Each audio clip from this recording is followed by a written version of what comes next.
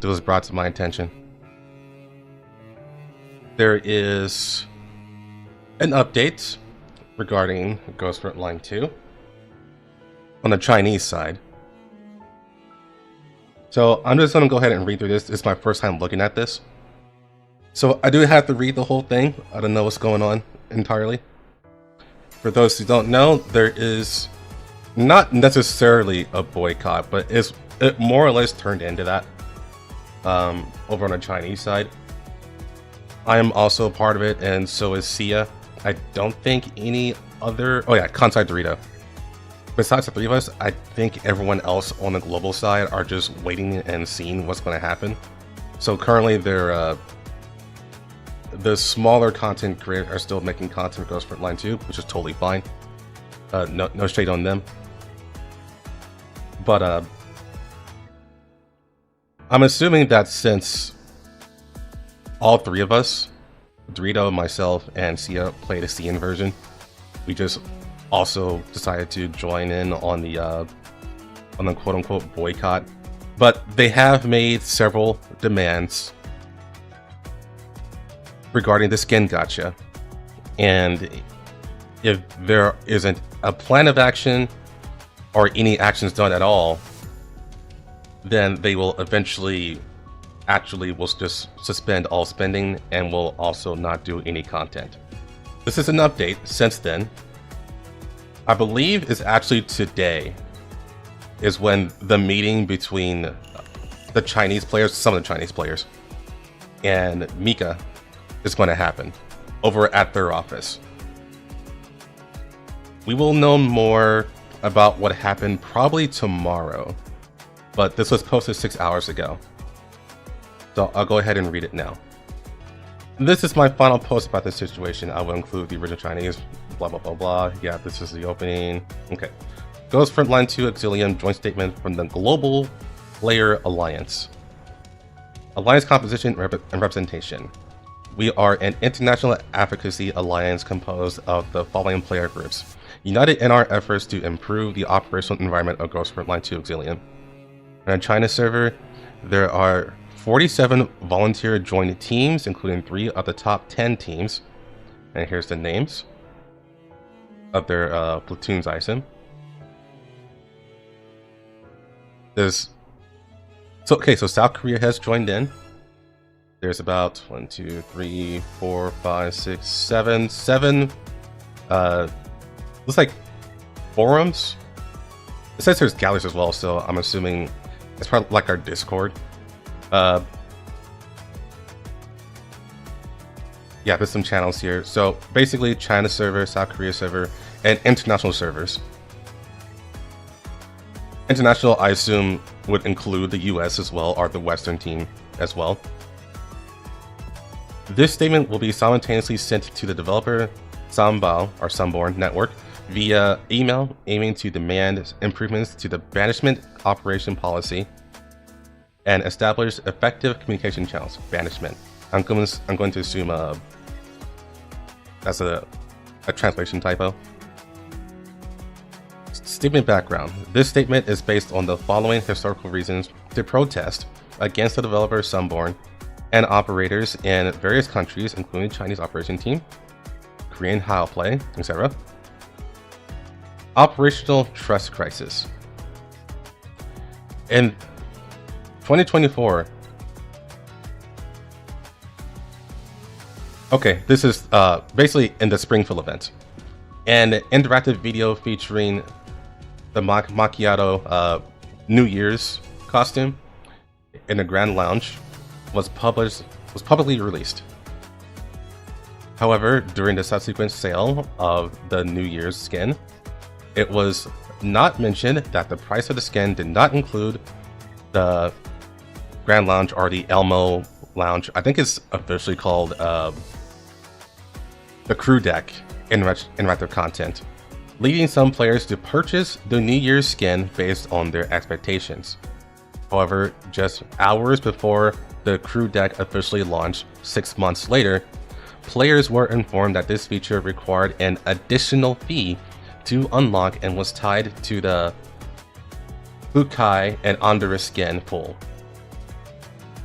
requiring players to pay an additional time-limited fee for an already owned character skin to unlock the full interactive content exceeds the scope of the commercial model and effectively undermines the emotional value of the IP. Emotional value. That's an interesting angle to go for.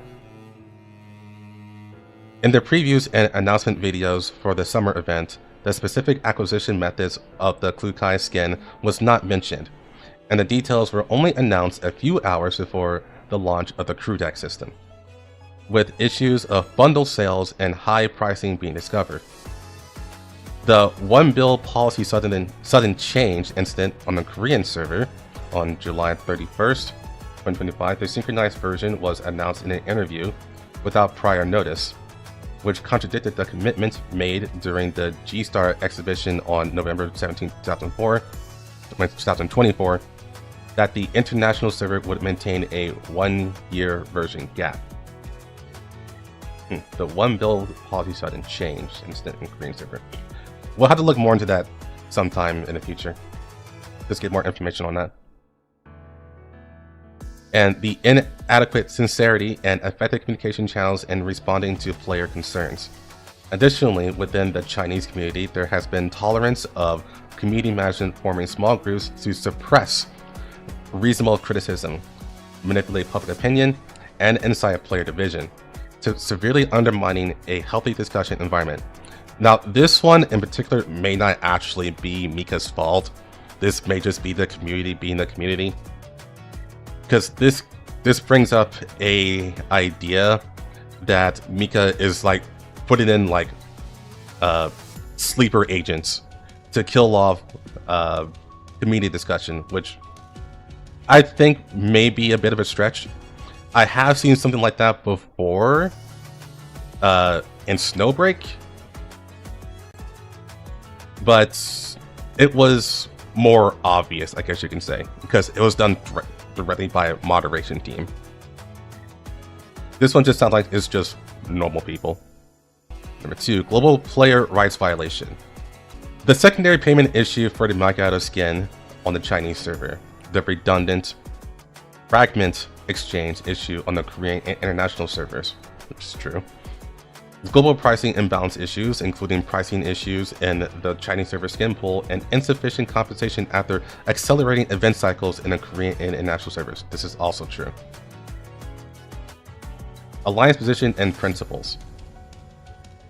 We are not aiming to boycott the game, but as players who have accompanied the Girls Frontline series from the beginning, we are taking action based on the following positions.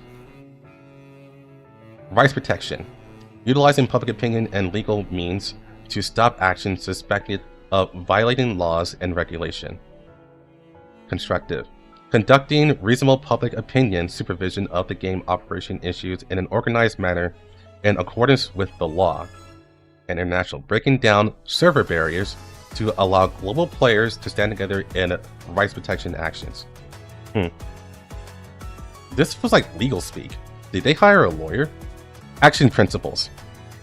To avoid division within the player community, this action will bypass meaningless attacks within the community and directly communicate with the official operational team. During the campaign, if any participating members are found to have spread false rumors related to the campaign, they would be publicly expelled. Okay? The organizers will publicly apologize to the victim. Okay. Suggestions to restore trust. Activity level suggestions.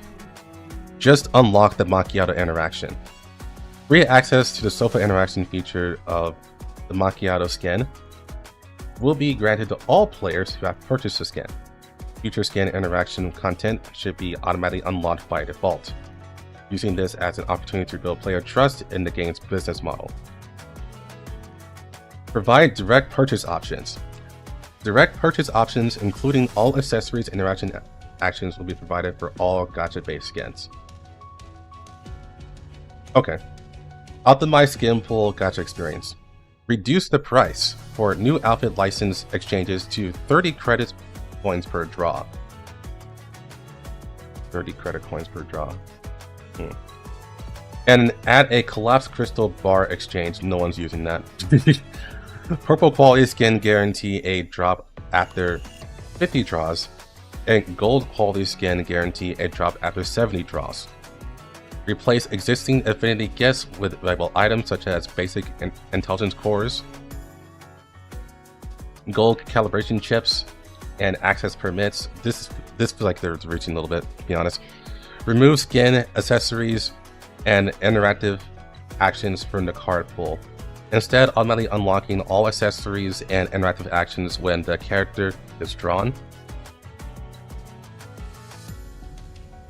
Each 10 draw grants 100 to 120 trajectory fragments and furniture to the trajectory fragment store, carrying over guaranteed draw counts across different skin pools. Collapse what? Collapse crystals. It just means that you can use collapse crystals to pull on the gacha skin. Kind of like how you do with a regular banner. And then they're also saying that instead of putting like accessories in the gacha skin, just put in like cores and calibration chips and access permits. I don't know why they wouldn't say access permits. That's kind of a lot. Yeah. To be honest, I still go with like, yeah, they're kind of reaching here. I don't think this is necessary, but I'll talk about it a bit later after I'm done. Because I know why they're doing this. I know why they're asking for it. Diversify furniture acquisition. Provide more ways to obtain furniture, with only a small number of unique furniture items exclusive to the Trajectory Fragment Store, while reducing the price of some furniture items. Token system improvements. Remove the expiration period for tokens and switch to a permanent skin token system to avoid frustration from token overflow in certain situations. Anti-misclick features. Furniture purchase no longer defaults to using credit coins, but instead use hash sleeves.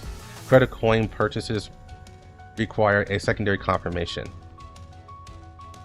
Compensation plan. Compensate players who have already spent it in the problematic skin pool. Sure.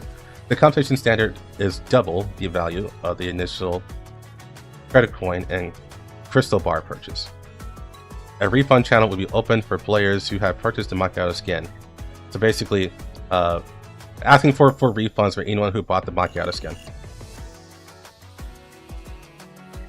Players who have redeemed the macchiato skin interaction and skin accessories will be compensated with equivalent trajectory tokens. Compensation will be distributed directly in-game with no rollback or claim time restrictions. Progress, catch-up, and transparency recommendations. Formally apologize for the previously unannounced one bill policy change. Provide a clear gacha schedule and ensure adequate and fair compensation for resources missed by players. Enhance daily weekly content rewards. Supplement monthly pass benefits. Expand the number of gift packs purchases. Ensure that the interests of all tiers of players are not harmed and remain largely consistent. Disclose base probability data. All new commercial systems must be disclosed 30 days in advance. Provide an official explanation. Okay, I'm going to start reading some more of this. Okay. Replace closed-door meetings with public developer forums or... okay. Gameplay suggestions. Remove outdated modes. PvP mode sucks! Okay, I'm gonna start speeding through this. Just remove PvP, it sucks. Introduce challenges and additional rewards for dust fronts? You mean Gunsmoke properly? Rotation cycle for each dust front boss should be reduced to three phases to 2 phases. And the strategy time should be reduced from 7 days to 5 days. Scores not be settled immediately after combat ends, instead players can choose to settle or retry. Add a practice mode to allow players to chest to... Yeah, that's fine. Enable the vertebrae switch function. Allow players switch their characters to lower vertebrae in order to increase challenge. Sure. Introduce challenge mode and diversify challenge types better. So basically add on to global server as soon as possible. Okay. But think about us, that's nice. Delay reward acquisition rewards from the above game modes should be added to the redundant preference store after 10 seasons or 1 year. All players eventually obtain these awards. Enable event reruns. Yeah. Conclusion: we come from different countries and speak different languages, but we all share a deep affection for Girls Frontline IP. The current operation strategy is destroying this hard-won trust. This is not a threat, but a final appeal to save the game. We earnestly request that the operations team cherish players' enthusiasm and respond sincerely to these reasonable demands. The International Player Rights Alliance is ready to engage in constructive dialogue with the official team to seek mutually beneficial solutions. Okay, so I will say this up front. This is a lot to ask for. A whole lot. And it kind of goes against the point of this whole thing, which is to just make the gacha skin much more reasonable. Or not there at all, ideally. But at the very least, the goal has always been to make the gacha skin reasonable. This is in my opinion, this is a very heavy overreach. And it feels like they're now trying to take advantage of the situation to get more of what they want. That is my initial read on this. Now, my theory as to why they're making all these demands, even though I would agree most of them are reasonable, it's a negotiation tactic. So during negotiations, you always ask for more than what you actually expect to get, because you want to aim high, and then you want to put it on the opposing side to meet those demands, because the opposing side is always going to lowball you 100% of the time. Now, I know from experience though that if you ask for too much, they will eventually just say no. So it depends on how much power do you actually have and how much you can lean into that power. Yeah, it's the art of the deal. Yeah, more or less. It's a very common negotiating tactic. That said, I do think, I don't know, it can go either way. I just know for a fact that Mika is not going to put in everything like this. They're not going to put in everything that they ask for. But I also believe that they won't say no to everything. Primarily because they are in hot water at the moment. Well, maybe not hot. Let's say above warm. What mainly gets me is this section where they're asking for like cores and chips and access permits. I think because the thing is, like, we already know that Mika uses cores as a resource limiter. They use chips as a resource limiter. The access permits is like, yeah, you kind of get that a lot, honestly. But yeah, these two in particular, they're limited for a reason. Is so that we all buy them, you know?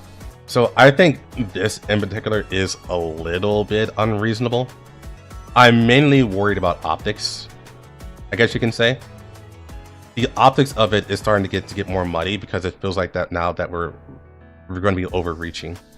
Fortunately, we don't have a lot of time to really think about what's going to happen, because it is going to happen very, very soon. So